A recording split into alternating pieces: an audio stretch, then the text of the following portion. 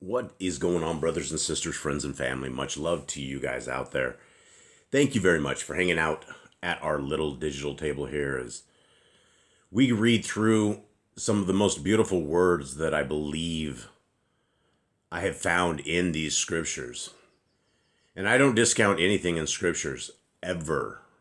In fact, unless we had scriptures from the front of the book to the end of the book, we wouldn't have the complete picture. And so as I find extracurricular books and books that are or have been hidden from us, and as we read them and as they align up directly with Torah, as it gives us a more clear understanding of what Scriptures is truly trying to say, there's a walk and a path that when you read Scriptures, our Creator has designed a way for eternity. The way to eternity is not a get rich quick scheme. It's not a make it quick. It's not a I can do this, I can raise my hand. The road to the kingdom and the road to eternity has been given to mankind in a testing fashion. That we have 120 years of our life to figure out the kingdom road. Some of us find the kingdom road early.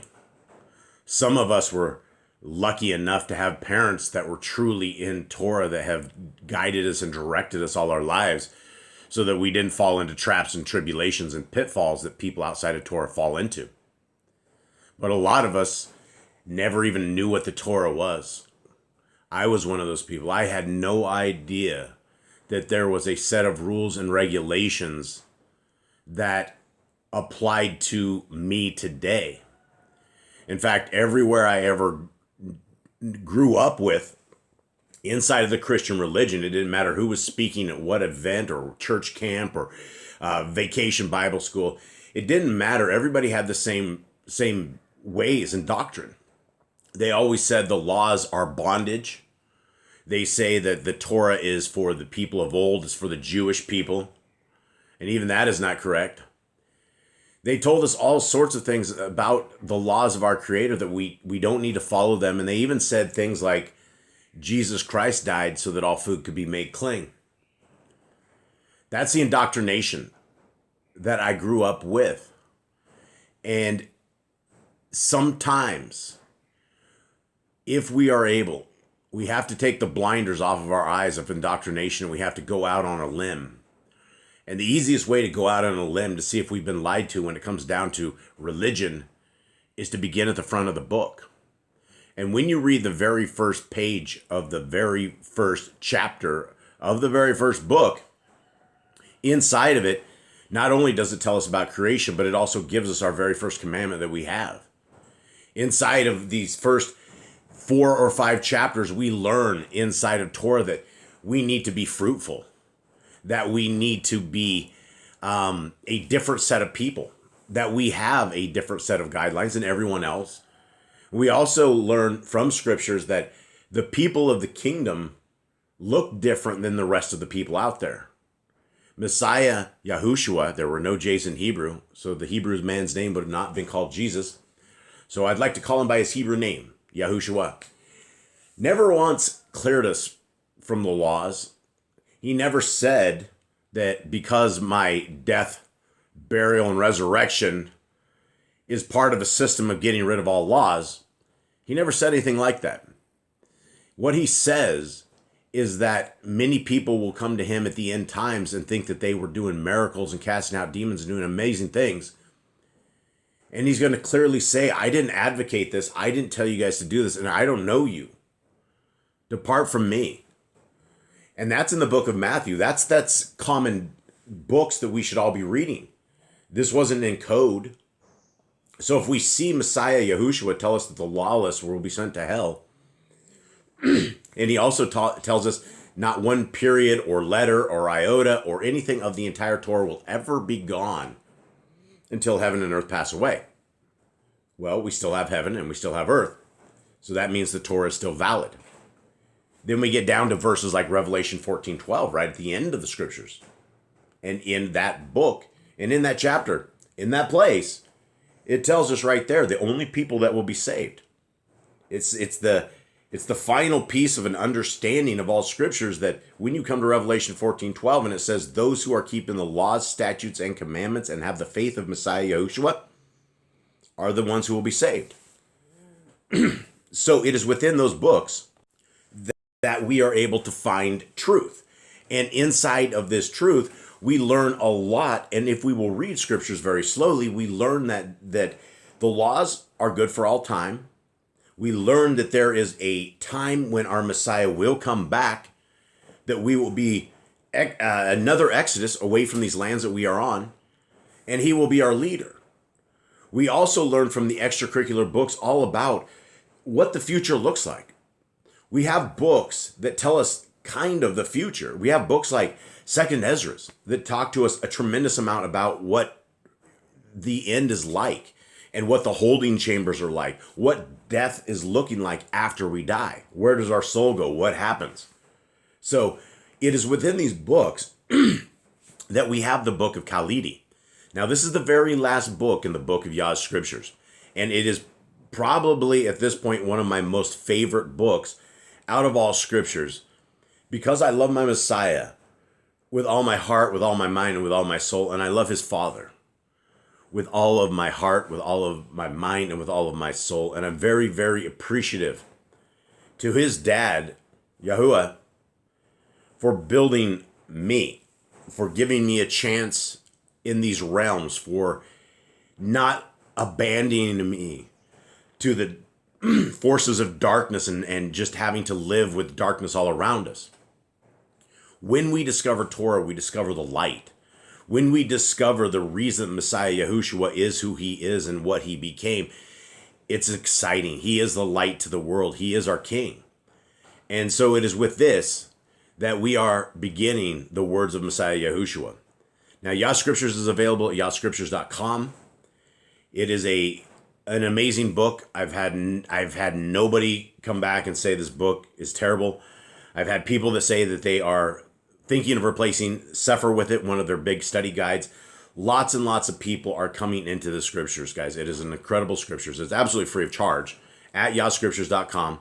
You have the PDFs you can download. You have the eSword modules. You have the Google app. It's all available free of charge. And if you guys would like to help a ministry that is starting to take up many hours of mine every single day, and it's something I'm dedicating and devoting my life to and my family's life to, is working heavier with all of my brothers and sisters, especially those upon death row. And it has been something that I have been able, because of you guys getting these scriptures and purchasing them, that we've been able to send 100% scriptures into everybody who has requested them at this point. And so this is what we were trying to do, is we were trying to create a free Bible printing press for those in chains, because those in chains have been neglected for many years. So if you're interested in getting one of these scriptures, which I highly would, it's 14.5 font. It's huge. It's absolutely huge. This is the front. This is the back. It has the name of our King Messiah Yahushua, our Melchizedek priest, our perfect sacrifice, the one that we should be following in everything. That is his name. And it's all available at yahscriptures.com. Now, we are into chapter 8, and we are reading what Messiah is walking around talking, right? Dealing with. And we're seeing, again, we can get a lot of this from the Besorah, but we get a lot more of the issues that Messiah faces, as well as what he says to these issues, which is why there's a tremendous amount of value in this. And I haven't found anything that goes against Torah in any of these extracurricular books. And that's where Yah Scriptures has a lot of the Apocrypha, because it is the hidden books, the things that have been hidden from us, and this is some of them. And so as long as we are based very, very strong in Torah, as long as we know the first 5 books of scriptures and they're written on the heart, mind, and soul of us, so that they cannot be erased, so that nothing can ever come between them, so that we know what the base scriptures say, then when we read these extracurricular books, you're not going to get deceived, right? You're not going to get hurt. And a lot of people won't read the Apocrypha because they're like, oh, it's not in the canon. Well, most of these books, a lot of these books were actually in the canon. And they were removed by the Catholic Church. They were removed by all sorts of different people throughout the Protestants. Everybody's a little bit to blame as to why we ended up with 66 books, right? You know, we have a mark of a man, 666, and you end up with 66 books. There's always something with this numerology with these guys. So this is why Yah Scriptures is the absolute most complete scriptures that you will find anywhere. And you may not like a book or two in there. Don't read them, but you have all of the rest, and they've been built with love. Now, this is what Messiah says, 8:27. This is not what he says, but this is a storyline. Some nearby who were hostile towards Yahushua, hearing this, then this is blasphemous talk. And so what we're talking about right here is we are talking about Messiah just, there was a dude who was crippled, and he fixed him, right? And so he said, what he said was, for your suffering has been compensated by your suffering has compensated for your misdeeds. And now we have people that are all around talking to Messiah Yahushua who went, and they're hostile, and hearing this, they're saying this is blasphemous talk. Overhearing what was said, Yahushua turned to them and replied, talk such as this is cheap and serves no end. It takes more than a wagging tongue to effect cures. Guys, we live in this keyboard commando world. And if you've ever lived on YouTube very long, you will understand that you end up with all these people with wagging tongues. And in fact, if you're looking at a system of people that don't help those, it comes to those with the wagging tongue, right? You sit there and you look down upon people, and instead of dealing with them, instead of being charitable, instead of fixing the poor and broken and taking care of those who are, we'll make up excuses, right? We will sit there and say why we can't. We will, there's just a tremendous amount of things. We will sit there, and the tongue is doing nothing, right? We have 2 hands, we have 2 feet, we have the ability to make changes in this world. We have the ability to fly the flag of the kingdom and get people to see it. We have the ability to speak Torah to people, that we can help them and we can help open their eyes, right? But if we don't do things and if we're just sitting there talking about it, nothing's going to happen. Messiah then says, then Yahushua said to the man on the ground, arise and go your way. Thereupon he got up and walked, the people being amazed and giving thanks that such powers could be manifested among them. Amazing, right? We have a guy that is broken legs, swollen up. He couldn't do anything. Messiah heals him. Everybody's like sitting there going off about it. And then Messiah's like, stand up. And the people are amazed. And this was lots and lots and lots and lots of people saw the works of our Messiah and the power that he had and his ability to wield the Ruach of HaKodesh, the power, the hand of the creator of the universe. Now, Yahushua then left and returned to the house of Kepha, Peter. And when he arrived, found several Perishim waiting outside. They said, we hear you have much wisdom. What is the basis of your teaching? What sign can you give of your authority, or what proof, so we can believe? Moshe provided bread from the Shamaim when our people starved in the wilderness, and by his deeds we know him for a true Navi. A Talmud said, he has just healed 4 people. But the Perishim replied, there are others who heal. The power is not unique in him.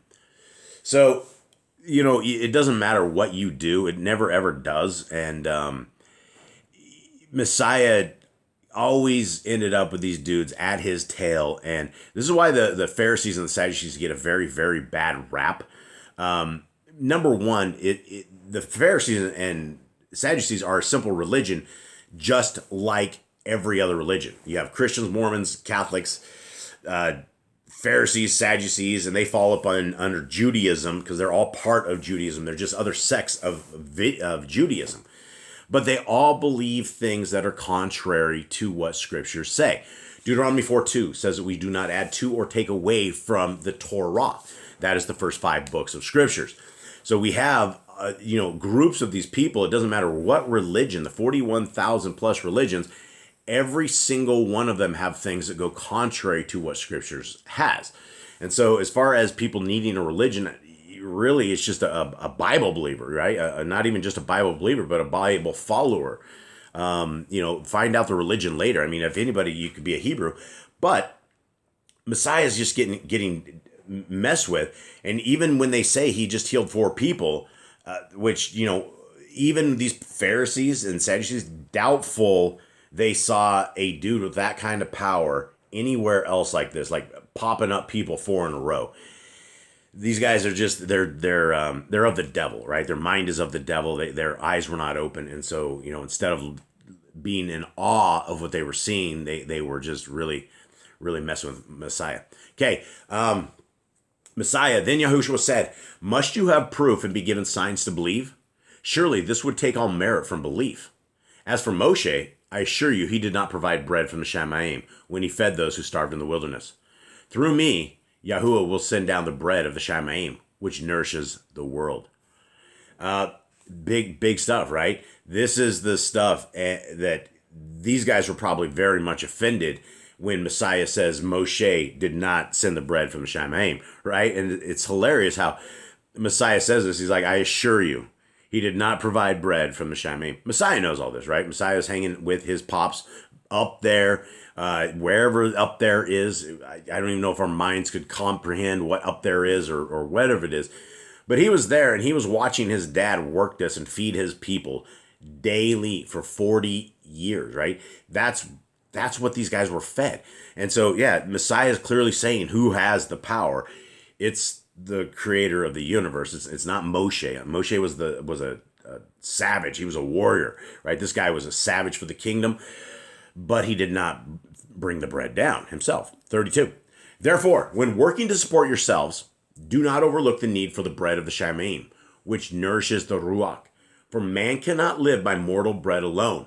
Strive less for perishable food and more for the food of eternal life. Wow. So we're talking about something that we must have every single day, right? Food. Who doesn't think about food every single day, and that we need to make sure that we are able to provide for our families, for ourselves, that the kids go in the fridge or something to eat, right? But Messiah says we need to work less for the food that always corrupts. And that's what any food does. If you ever tried to store flour before, I have, to the point of massive corruption. The stuff smelled worse than the lands of Mitzrayim, right? During the times of the plagues. It does not store well. Unless you can airlock this stuff or you can somehow get it freeze dried, it doesn't survive the test of time. And so nothing we do to try to stay alive is going to do alive. But the bread of life is the books of wisdom, right? We have the books of wisdom, and then we have the books of wisdom that have been made flesh as our Messiah.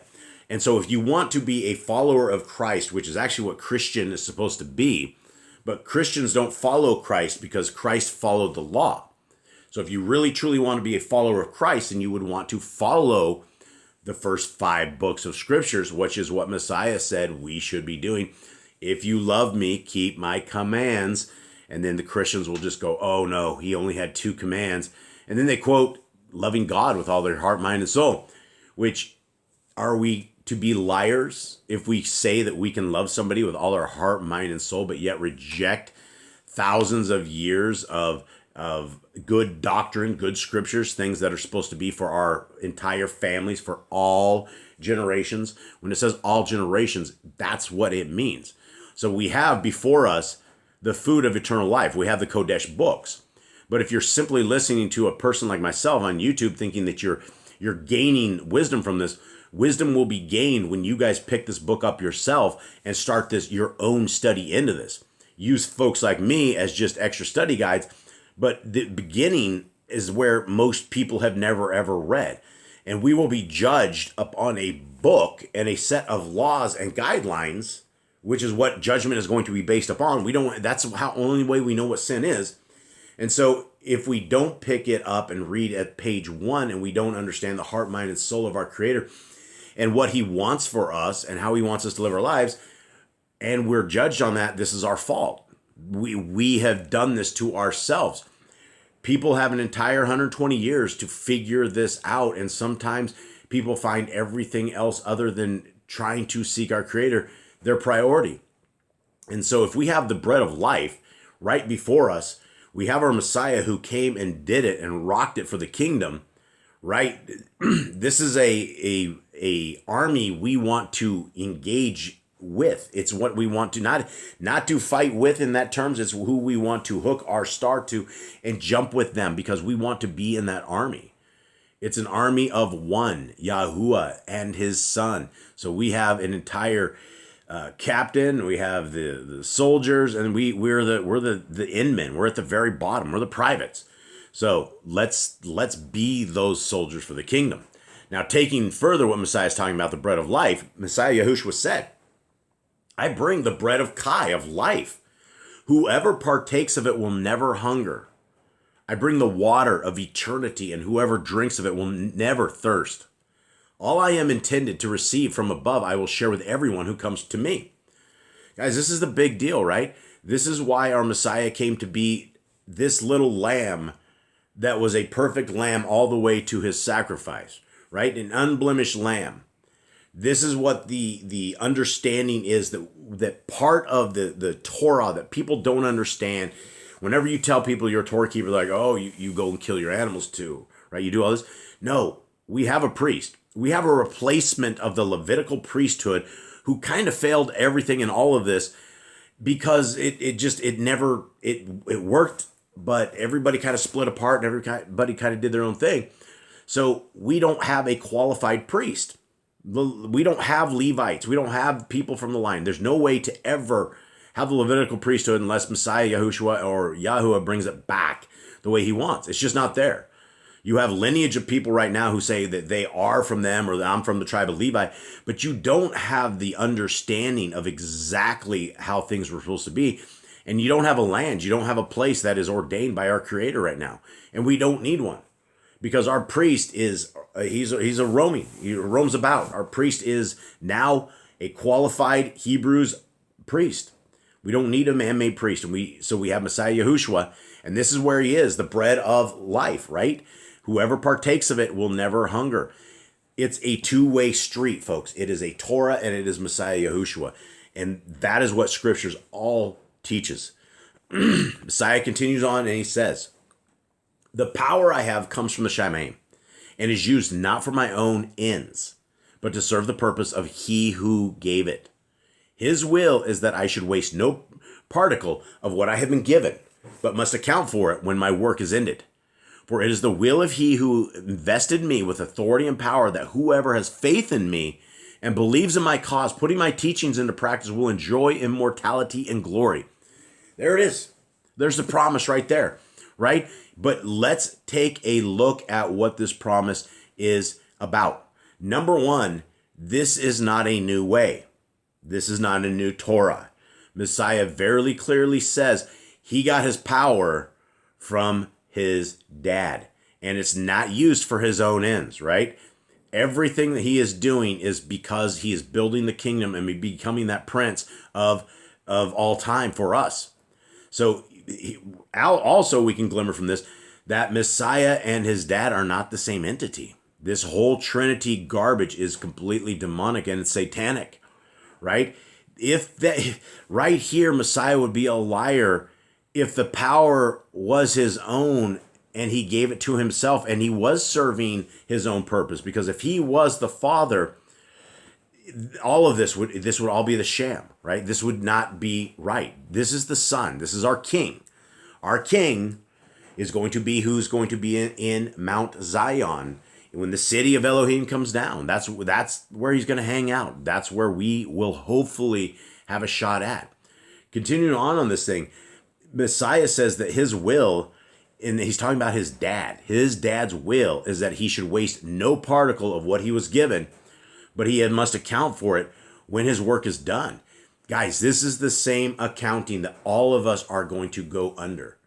When we take our last breath, we go to the day of accounting. We go to the moment in time when we will either go to a good place or a bad place, a holding unit, up until the day of judgment. There's a world after this, and a lot of people don't see the value in the world to come. They only see the trials and tribulations of the world that we have right here. But these trials and tribulations were given to us by our Creator to see if we're qualified for this kingdom. You see, the kingdom isn't built for pansies, right? The kingdom isn't built for those who are wishy-washy. The kingdom isn't built for those who like to dabble in the world and to hang out with the demons and devils and all that the devils enjoy, right? The kingdom people smell different, taste different, look different, and they worship different, right? We are those people that are been told how we need to worship. We have appointed times every year. We have Passover, we have Sukkot, we have all of this stuff, right? Trumpets. But that's all part of it. And when the kingdom to come is there, we will all be doing these exact same things. Now, continuing on with this, the promise right here, the final part of 35, and I think we'll drop it right here, but it is the will of he who invested me with authority and power. Right? Who's the will of he? Well, he just said right above there that it's not his own power. So he's Yahuwah, Dad, Father, God, as you guys would call him. For it is the will of Elohim Most High, Yahuwah, who invested Yahushua, me, two separate people, right, with authority and power, that whoever has faith in me and believes in my cause, putting my teachings into practice, will enjoy immortality and glory. Guys, this is Revelation 14:12. And I'm going to go to that real quick. Let's finish up with Revelation 14:12 right here. And this is the final one of these promises, or one of these things that you make it all the way to the end of Scriptures. And you have a verse right here. And it says, here is the endurance of the saints, right? The Kodeshim, those who are holy, right? Here are those guarding the commands of Yahuwah and the belief of Yahushua. This is why I always talk about this being a two-way road for us to go, right? But Messiah talks about gates, and he talks about most don't make it through these gates because most fall into the path of destruction.